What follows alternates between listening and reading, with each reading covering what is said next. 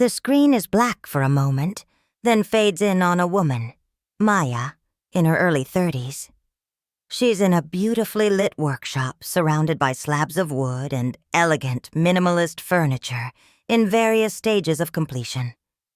She speaks directly to the camera, her voice calm and measured, but with an undercurrent of profound weight.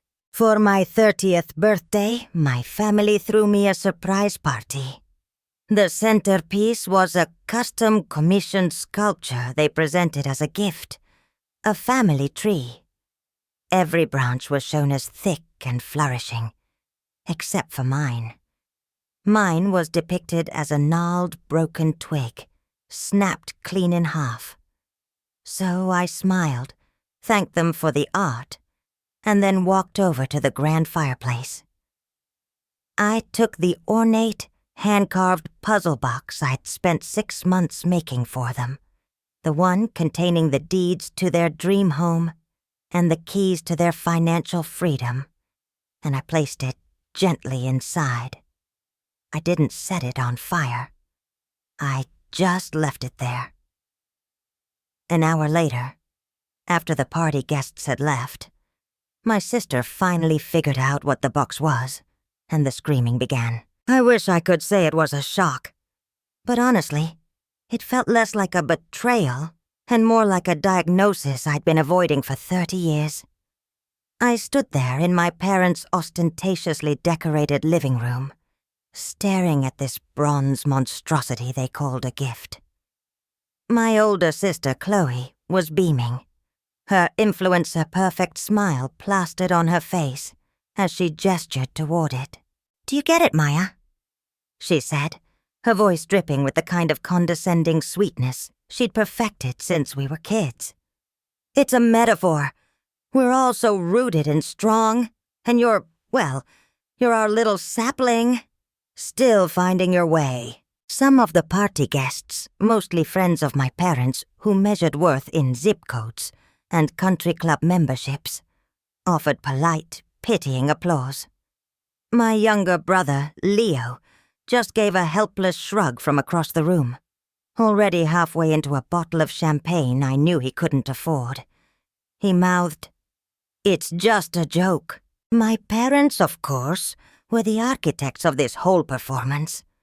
My mother, a woman who treated life like a continuous audition for the role of perfect matriarch, clasped her hands together. "It's so expressive, isn't it? Chloe has such an eye for art. It really captures the family dynamic." My father, ever the silent partner in my mother's emotional legislation, just nodded and patted my shoulder. It was the kind of pat you give a dog that's just been scolded. A gesture of placation, not comfort. "Happy birthday, kiddo," he murmured, his eyes flicking back to the sculpture, a small, proud smile on his face. He approved. Of course he did. They all approved. And in that moment, something inside me didn't break. It settled. It was the final quiet click of a lock I'd been trying to pick my whole life. I finally understood that the key was never on my side of the door. The joke, the real punchline, was that this entire party, the caterers, the open bar, the valet service parked outside their mortgage to the Hilt house, was funded by an anonymous donation I'd made to my mother's charity luncheon fund 3 months prior. They had used my own money to commission a statue celebrating my inadequacy. The irony was so thick, I could taste it.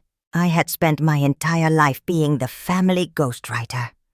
I was the silent, unseen force propping up their perfect facade. I was the one who quietly paid Leo's gambling debts.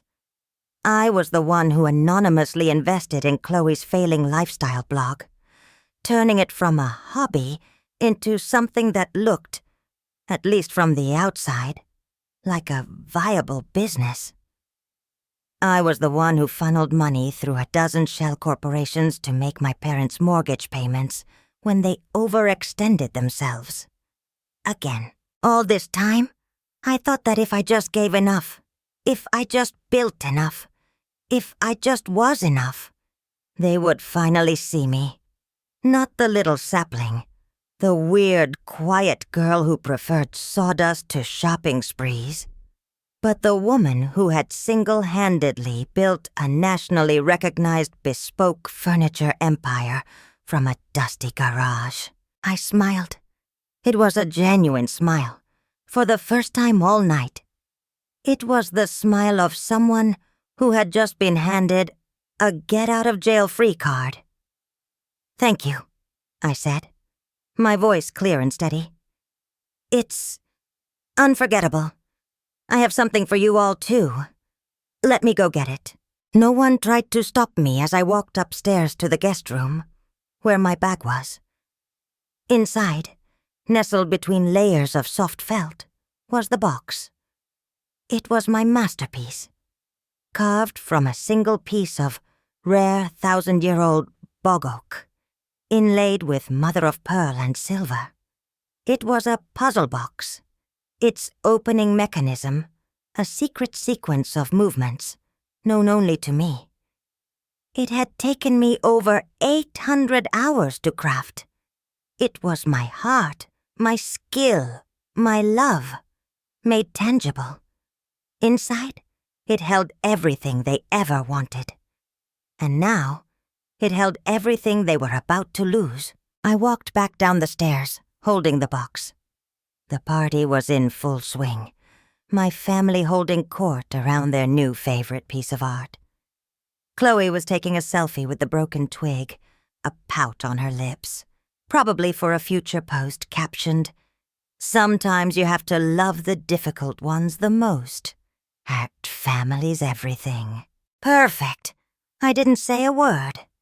I walked past them, past the pitying looks and my mother's triumphant gaze, and I went straight to the enormous unlit stone fireplace that dominated the living room. With a quiet reverence, I bent down and placed the bog oak box directly on the iron grate. I didn't need to light a match. The implication was enough. I straightened up, turned around, gave them one last calm look, and said, "Enjoy the sculpture." Then I walked out. I didn't slam the door. I just let the cool night air wash over me, the feeling of a 30-year-old fever finally breaking. I was in my car and halfway down the winding driveway before my phone even lit up with the first confused text from Leo. I ignored it. Let them enjoy their party. Let them bask in the glow of their perfect family portrait. They'd figure it out, eventually, sitting in my car, parked under a street lamp a few blocks away. The silence felt louder than the party's music. My hands weren't shaking. My heart wasn't racing. I felt a profound and terrifying sense of calm, like a ship that has finally cut its anchor in the middle of a storm. I was adrift, but for the first time, I was free. They thought the sculpture was a joke. That was the part that kept replaying in my mind. Chloe's smug face, my mother's performative pride. They didn't see it as cruel. They saw it as accurate. In their carefully curated narrative, I was the outlier, the project, the one who stubbornly refused to fit into the mold they'd designed. This wasn't a new dynamic. It was the foundation our family was built on. I could trace the blueprints back to when I was 8 years old. I had spent a month in my grandfather's workshop, sanding and shaping a small, lopsided jewelry box for my mother's birthday. I was so proud of it. I'd stained it cherry red, her favorite color. When I gave it to her, she smiled that tight, polite smile and said, "Oh, that's rustic, dear." The next week I found it in Chloe's room, painted bubblegum pink and covered in glitter, being used to hold her doll clothes. When I cried, my father told me I needed to learn how to share. Chloe got praised for her creative improvement. When I was 16, Chloe, driving on a suspended license, took my dad's vintage convertible and crashed it into a neighbor's fence. I was at home, in the workshop, wrestling with a particularly stubborn mortise and tenon joint. But when the police came, Chloe, sobbing hysterically, claimed I had given her the keys, that I'd pressured her into going for a drive. My parents, desperate to protect their golden child from any real consequences, backed her up. I was grounded for the entire summer. I lost my part-time job at the lumberyard. My father told me he was deeply disappointed in my lack of judgment. Chloe got a brand new car for her graduation, 6 months later. My passion for woodworking was a constant source of quiet shame for them. It wasn't respectable. It wasn't clean. It wasn't feminine. "It's such a dusty hobby, Maya," my mother would say with a sigh. "When are you going to get a real office job like your sister?" Chloe worked in PR, a job that seemed to consist entirely of attending branded brunches and using corporate buzzwords. Yet, in my parents' eyes, she was a success. I was the strange one, with calloused hands and sawdust in my hair. When I was 20, I begged them to co-sign a tiny $5,000 loan to buy my first professional-grade table saw. It would have allowed me to take on bigger commissions, to move out of the garage and into a small rented workshop. They refused. "It's a bad investment, honey," my dad said gently. "We can't encourage this fantasy." That same month, they took out a second mortgage on the house to fund Chloe's 6-month sabbatical in Paris to find herself. Leo, who had just dropped out of his second community college, got a check for $10,000 to start a band. But my dream, the one with a business plan and actual profit margins, was a fantasy. So I did it myself. I worked 3 jobs. I was a waitress by night, a barista by dawn, and a woodworker in every stolen hour in between. I ate ramen noodles and saved every single penny. I learned about business, about marketing, about how to price my own labor. I learned how to deal with clients who tried to undervalue my craft. And I learned how to stand my ground. I built my business, piece by painful piece, with no help, no encouragement, and certainly no co-signers.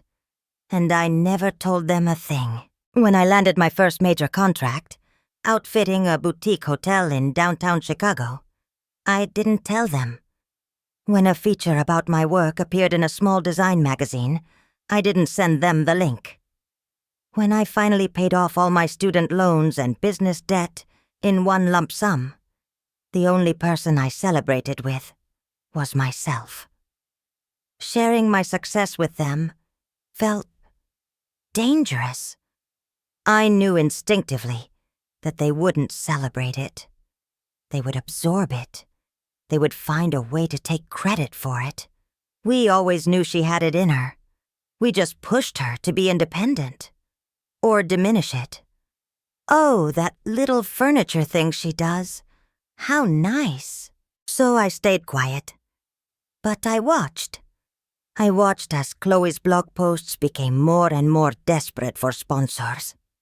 I watched as Leo called me in the middle of the night, his voice thick with panic over a poker game gone wrong. I watched as my parents' hushed, frantic arguments about money grew more frequent. And because I was still that 8-year-old girl who just wanted her mom to like her jewelry box, I started to help. Anonymously. A grant for aspiring female entrepreneurs for Chloe. A surprise inheritance from a distant relative for Leo. A series of clerical errors in their favor at the bank for my parents. I was propping up the whole rotting structure, hoping that one day they'd be stable enough to finally see the person holding them up. That birthday party, that sculpture, was my answer. They didn't see the pillar. They only saw the broken twig. The party was supposed to be my grand reveal, not theirs. The puzzle box wasn't just a gift. It was a statement. It was everything I had become, presented to them in a language of craftsmanship they had always disdained. I had spent months planning the moment. I imagined the looks on their faces as I, with a few deft movements, opened the impossible box. Inside, each document was laid out in a custom-fitted velvet tray. For my parents, the deed to a beautiful historic farmhouse just outside the city, the one my mother had sighed over in magazines for years. It was paid for, in full, along with a trust that would cover their property taxes and living expenses for the rest of their lives. No more hushed arguments about bills. No more fear of foreclosure. True security, a gift from the daughter they thought had no head for finance. For Chloe, there was a portfolio and a legal agreement. It outlined a silent partnership. I would fund the launch of her own curated home goods line, leveraging my connections with artisans and suppliers. It would have given her brand the substance and legitimacy she desperately craved, but lacked the skill or work ethic to build herself. It would have made her influencer persona real. A real business, built on a real foundation. My foundation. And for Leo, there was a letter of acceptance and a paid-in-full tuition receipt. It was for a 2-year master luthier program in Cremona, Italy. He had a genuine love for music and a decent ear, but no discipline. He'd always talked about wanting to build guitars. This wasn't just a check. It was a path, a purpose, a chance to turn his aimless passion into a magnificent world-class skill. Every document was notarized, legally binding, and printed on heavy, watermarked paper. I had imagined the moment so vividly. The stunned silence, the slow, dawning realization. My mother's carefully constructed composure finally cracking, replaced by genuine tears. My father, speechless, looking at me, really looking at me, for the first time. I imagined Chloe's competitive envy finally dissolving into grudging respect. I imagined Leo looking at me with awe, finally seeing me as more than just an emergency contact. I had played out the scene 1,000 times in my mind. 1,000 different versions of their shock, their gratitude, their apology. What I got was a bronze twig. A public declaration that my place in the family was that of a permanent, pitiable failure. A joke they could all laugh at together. And as I sat in my car, the phone started ringing. The first call was from Chloe. I let it go to voicemail. The message she left wasn't confused or concerned. It was furious. "What the hell was that, Maya? What did you put in the fireplace? You completely ruined the party. You embarrassed me in front of everyone. You walk in here, act all moody and mysterious, and then pull a stunt like that? After I went to all the trouble of getting you that thoughtful custom gift? You are the most ungrateful, selfish person I have ever known." Thoughtful. She called it thoughtful. The delusion was so complete it was almost admirable. Next came a text from Leo. "Dude, Mom is crying. Dad is freaking out. What was in that box? Chloe is saying you tried to burn the house down. Call me. He was the only one who even considered that there was another side to the story, but his concern was already being filtered through Chloe's narrative. She was the victim. I was the aggressor. The story was already being written, and I was, as always, the villain. Finally, my mother called. I stared at her name on the screen. For a split second, that old familiar ache surfaced. The hope that this time it would be different. That this time she would ask if I was okay. I answered, "Maya?" Her voice was choked with what to an outsider would sound like heartbroken sobs. But I knew that tone. It was her weapon of choice.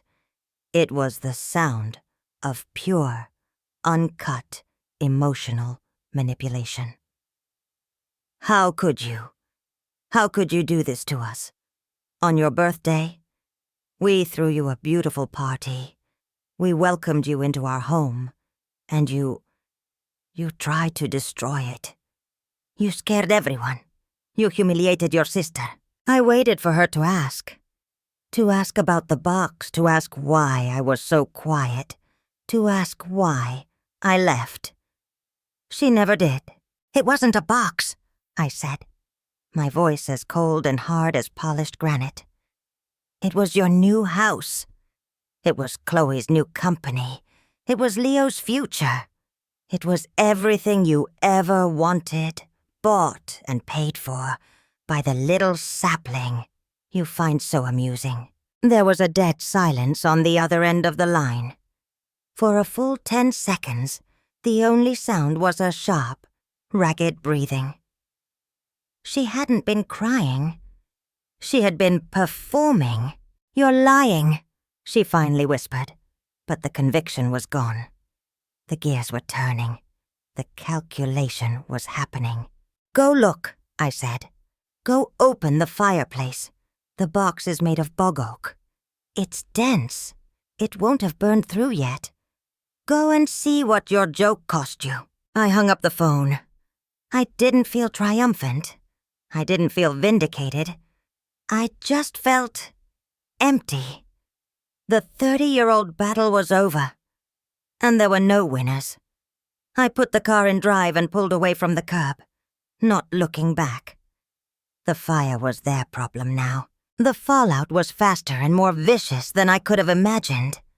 I hadn't even made it back to my apartment before Chloe launched her offensive.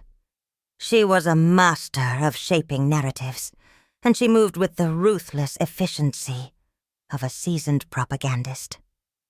She didn't post about the sculpture or the box. That was too specific, too easy to question. Instead, she went broader, more personal. She posted a black and white photo of herself, looking wistfully out a window. The caption was a masterclass in passive aggression.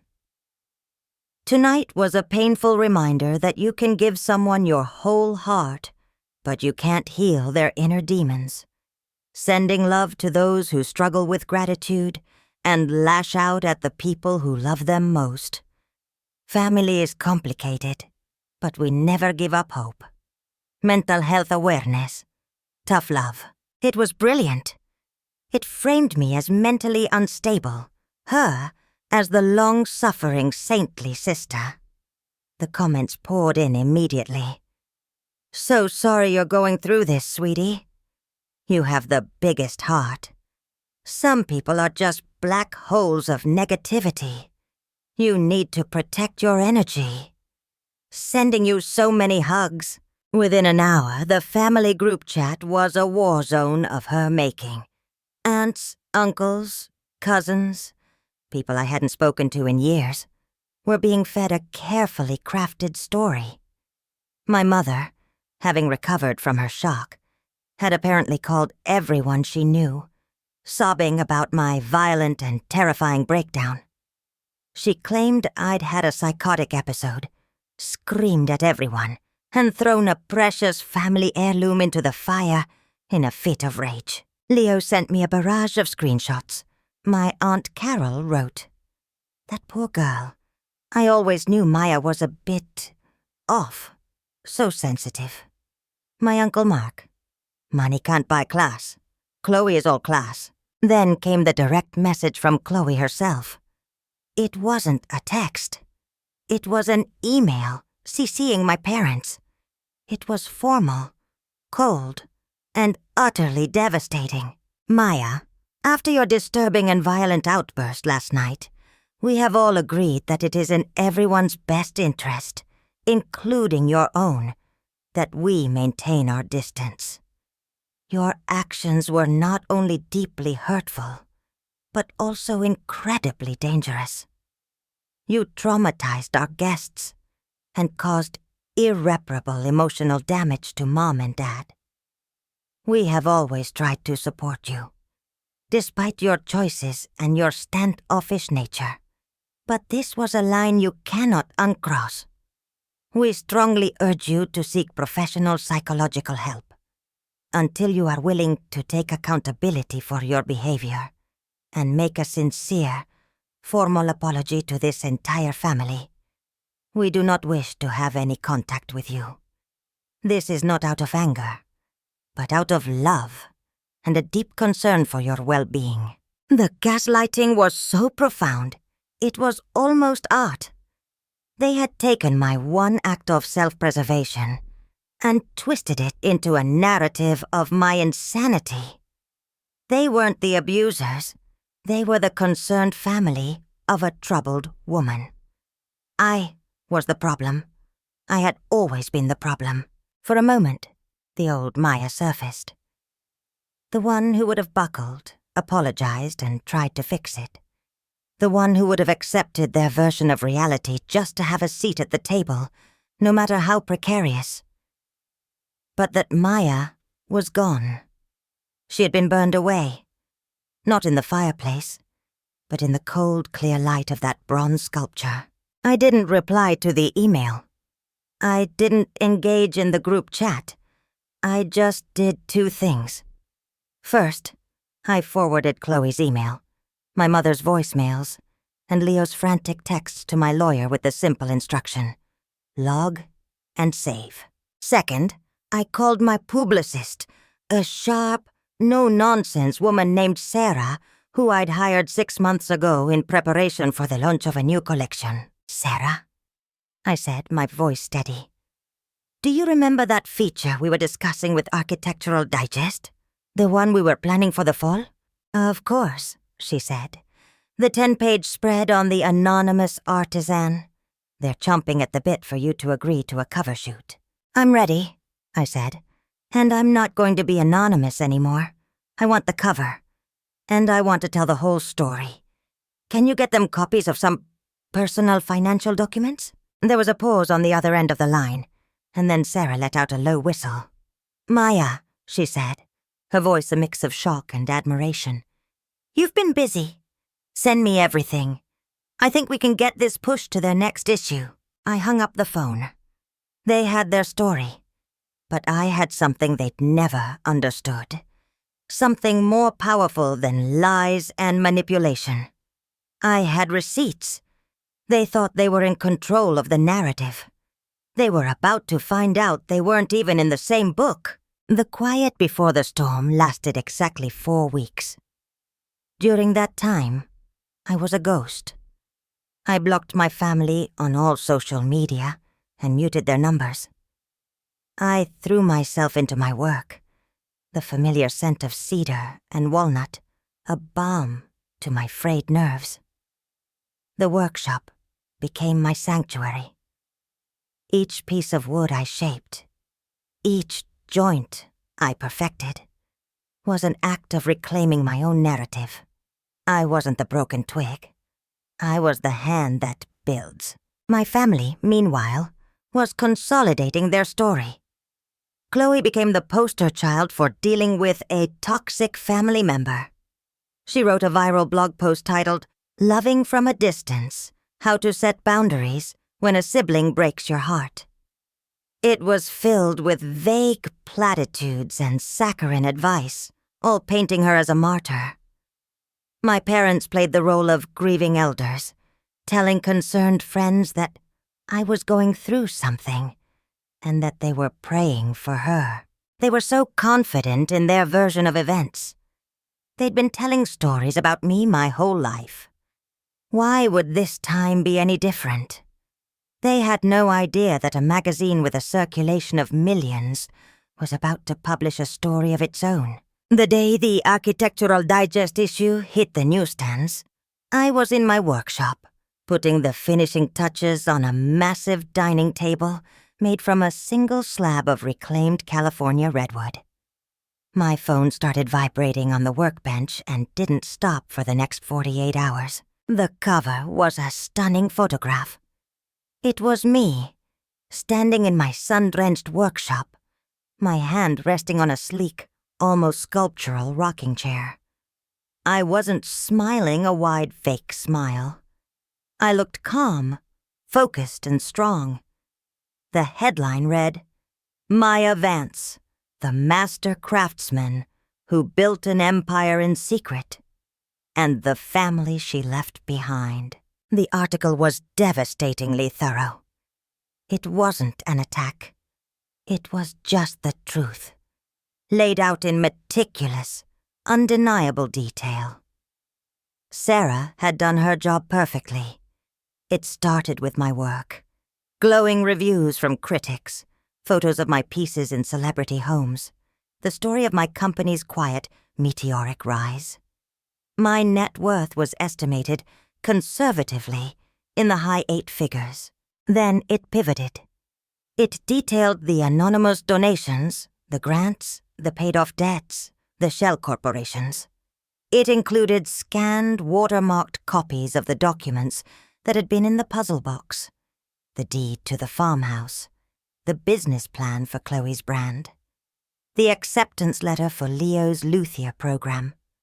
The dates on these documents were cross-referenced with my family's social media posts, showing them complaining about money one week and celebrating a mysterious windfall the next. The article didn't explicitly call them liars. It didn't have to. It just presented the facts. It quoted my sister's blog post about loving from a distance. And then, on the facing page, showed the legal documents for the multi-million-dollar business I had offered to build for her. It mentioned my parents' public persona as pillars of their community, and then detailed the foreclosure notices that had been discreetly handled by one of my anonymous trusts for years. The final paragraph was a direct quote from me. Sarah had coached me to keep it simple, clean, and irrefutable. I said, "For years I believed that my role was to be the silent support system for my family. I thought my success was something to be used to fix their problems. But I've come to realize that you cannot build a healthy structure on a rotten foundation. True craftsmanship, whether it's with wood or with your own life, requires honesty.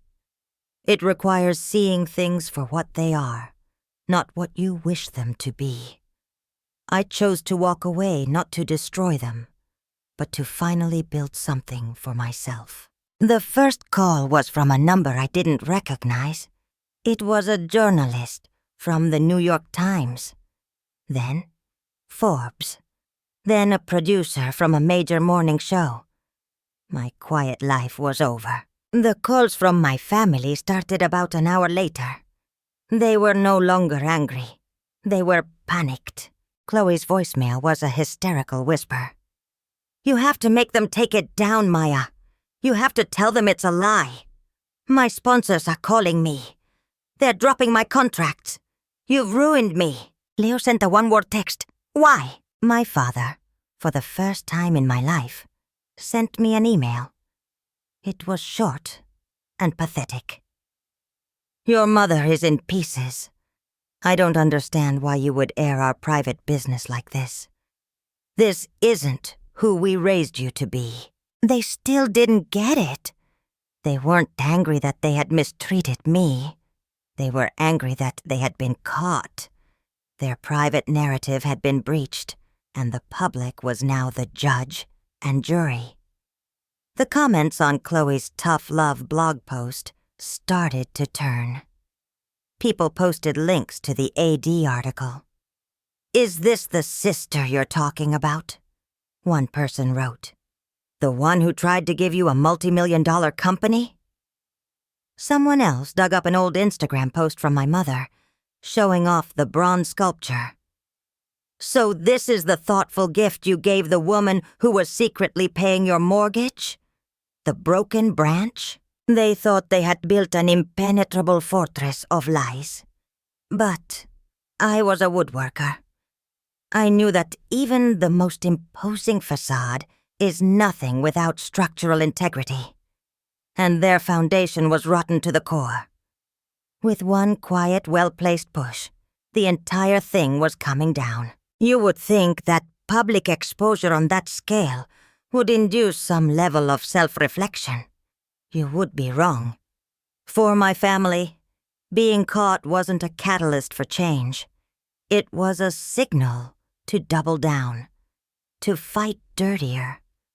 Their entire world was built on image, and when that image was shattered, they didn't try to pick up the pieces and examine them. They just tried to glue them back together with more lies. Chloe, after a week of digital silence, re-emerged with a tearful, shaky video on her Instagram. She was in what looked like a sterile therapist's office. A rented set, I later found out.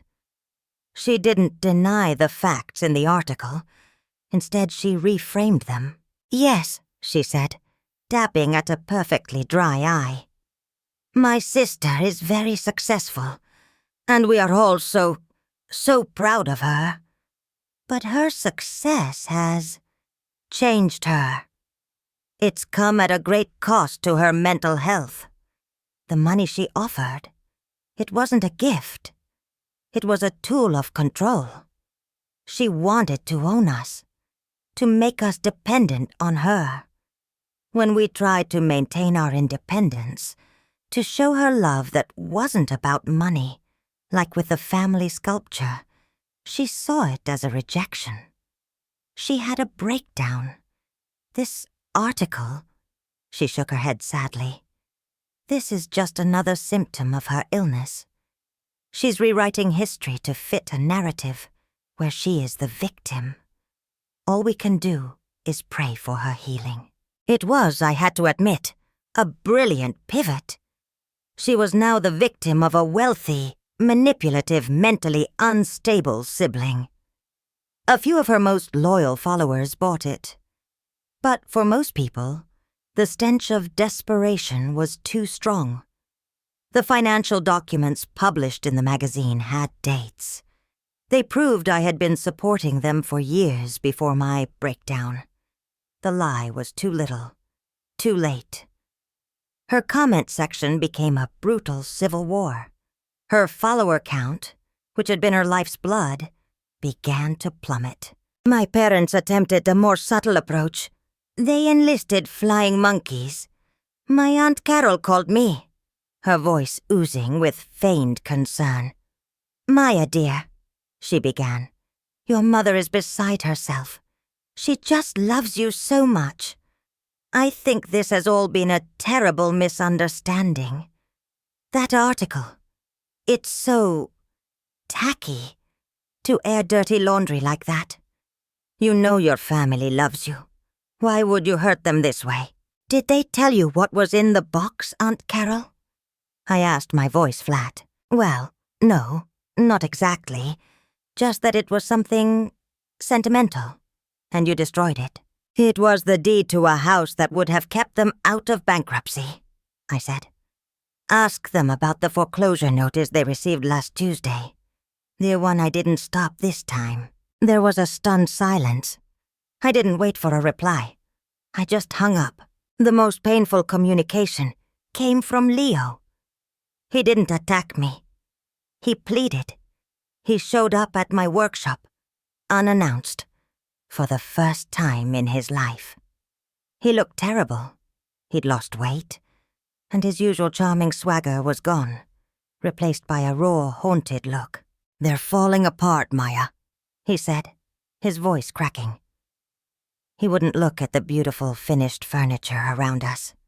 It was like the evidence of my success was physically painful for him to see. Mom won't get out of bed. Dad just sits in his study, staring at the wall. Chloe, she's a wreck. You destroyed them. "No, Leo," I said, my voice softer than I intended. "I didn't destroy them. I just stopped propping them up. There's a difference. Their problems, the debt, the lies, the obsession with appearances, they were always there. I was just the curtain hiding it all. I just pulled the curtain back." "But the luthier school," he whispered, his eyes finally meeting mine. They were filled with a grief that was so profound, it almost broke my heart. It wasn't grief for our parents or for Chloe. It was grief for himself. For the future that had been dangled in front of him and then snatched away. "That was real, Leo," I said. "That life was real. But it had one condition, that you were willing to stand on your own, without them. That you were willing to see me as your sister, not your ATM. You saw the sculpture. You heard the jokes. You stood there and said nothing. You made your choice." He flinched as if I'd struck him. "It was just easier not to," he mumbled, looking at the floor. "I know," I said. And that was the saddest truth of all. For all of them, it had always been easier to diminish me than to face themselves. He left without another word. As I watched him walk away, I didn't feel anger. Just a deep, aching sorrow for the brother I might have had. For the family that could have been. If only they had been willing to value truth over comfort. I realized I hadn't just lost a family. I had been mourning one that never really existed in the first place. The weeks that followed were a strange blur of public attention and private solitude. My company's sales skyrocketed. I was inundated with offers for book deals, television interviews, and speaking engagements. I turned them all down. I had said what I needed to say in the pages of that magazine. My work was my voice now. I didn't need to shout. The consequences for my family continued to unspool, a direct result of the choices they had made over decades. Chloe's influencer career was effectively over. The brands that had once clamored for her association now saw her as toxic. Her blog, once a monument to curated perfection, became a digital ghost town, haunted by old comments calling out her hypocrisy. She had to sell her overpriced condo and move into a small, generic apartment complex. For the first time in her life, she was living a life she could actually afford, and she was miserable. My parents' situation was more dire. Without my silent financial infusions, the house of cards they had built came tumbling down. The bank, which had once extended them endless credit based on an inflated sense of their standing, now saw them as a liability. The foreclosure went through. They were forced to sell their beloved home for a fraction of its worth and move into a small retirement community an hour outside the city. My mother's social circle, which was predicated entirely on wealth and status, evaporated overnight. Leo, adrift and without his safety net, had to get a job working in the stockroom of a big box store. I heard through the grapevine that his band had broken up, and he was struggling. I felt a pang of sadness for him, but I knew that sending him money would be like giving a drowning man a glass of water. The help he needed wasn't financial. It was a complete rewiring of his character, and that was a job only he could do. I never reached out. And they, after that initial flurry of panicked, angry, and pleading messages, never reached out to me again. The silence was absolute. It was a confirmation of what I had always suspected. Their love was entirely conditional. It was dependent on my silence, my compliance, and my willingness to play the part they had assigned me. The moment I stepped off the stage, I ceased to exist for them. One evening, months later, I was cleaning up my workshop when my lawyer called. "You're not going to believe this," he said. "I just received a letter. It's from a legal firm representing your parents and your sister." My stomach tightened. "Are they suing me?" "No," he said, and I could hear the smile in his voice. "It's even more ridiculous. It's a bill." He forwarded me the email. It was a formal invoice.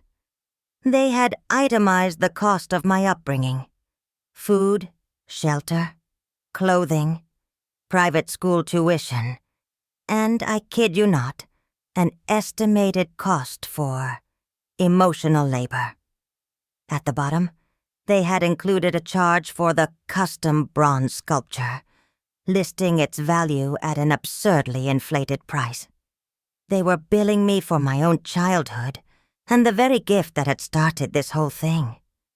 They weren't asking for an apology or a reconciliation. They were demanding repayment. They were trying to frame our entire relationship as a transaction that had left them in the red. I stared at the email, and then I started to laugh. It wasn't a happy laugh. It was the laugh of someone who has finally seen the absolute bottom of the barrel and finds it, against all odds, absurdly funny.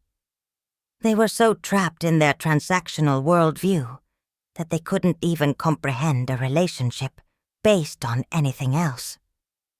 Love, to them, was just another asset to be leveraged. "What do you want to do?" my lawyer asked. I looked around my workshop.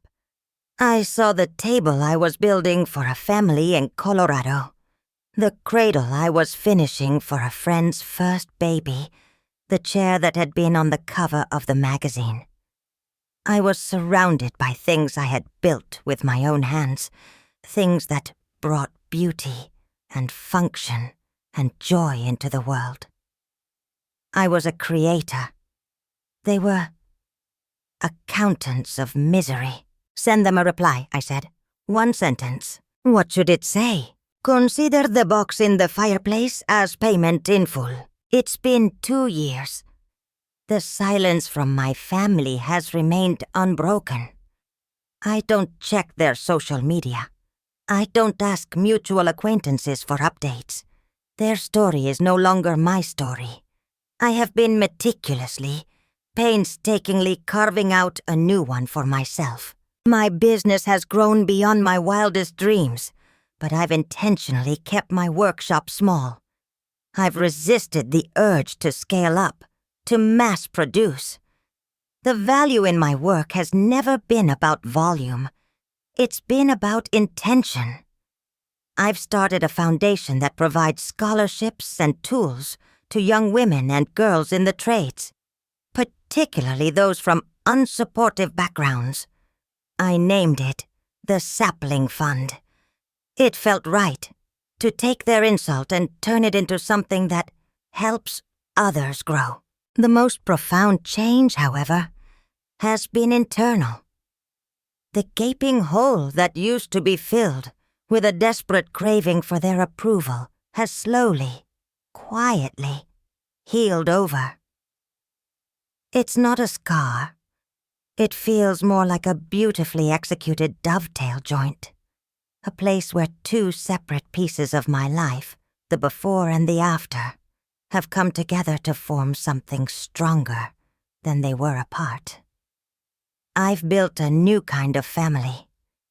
A family of friends who saw my worth when I was covered in sawdust and driving a beat-up truck. A family of fellow artisans who speak the same language of grain and texture and patience. A chosen family, built on a foundation of mutual respect and genuine affection. Last month, I attended the opening of a new gallery that was showcasing some of my work. A young woman, maybe 19 or 20, came up to me. She was nervous, clutching a small hand-carved wooden bird in her hands.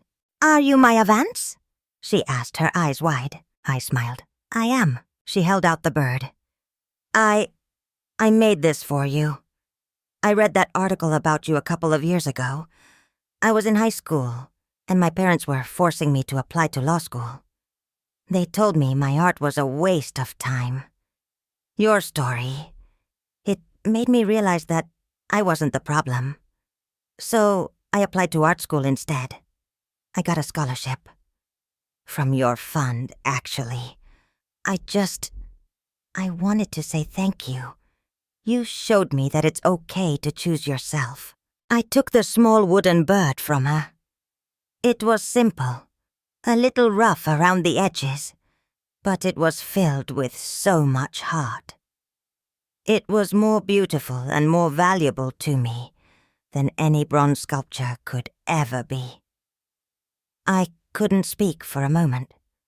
All I could do was nod, my throat tight with an emotion I couldn't quite name. It wasn't pride. It was recognition. In her, I saw myself. And I saw that walking away from the people who are supposed to love you isn't always an act of endings. Sometimes it's the only way to begin. I never did find out what happened to the puzzle box. I imagine my mother, in a fit of rage and greed, smashed it open with a fireplace poker, destroying the very craftsmanship I had tried to show them, only to find the paper promises inside. Or maybe they let it burn, unable to face the truth it represented. In the end, it doesn't matter. It was never really about the box or the money. It was about a single, fundamental choice: to accept the role they wrote for me, or to pick up my tools and build my own world. Was I wrong to burn that bridge? Or was I just clearing the land to build my own home? Let me know what you think in the comments. And if my story resonated with you, please consider sharing it. You never know who might need to hear that it's okay to walk away.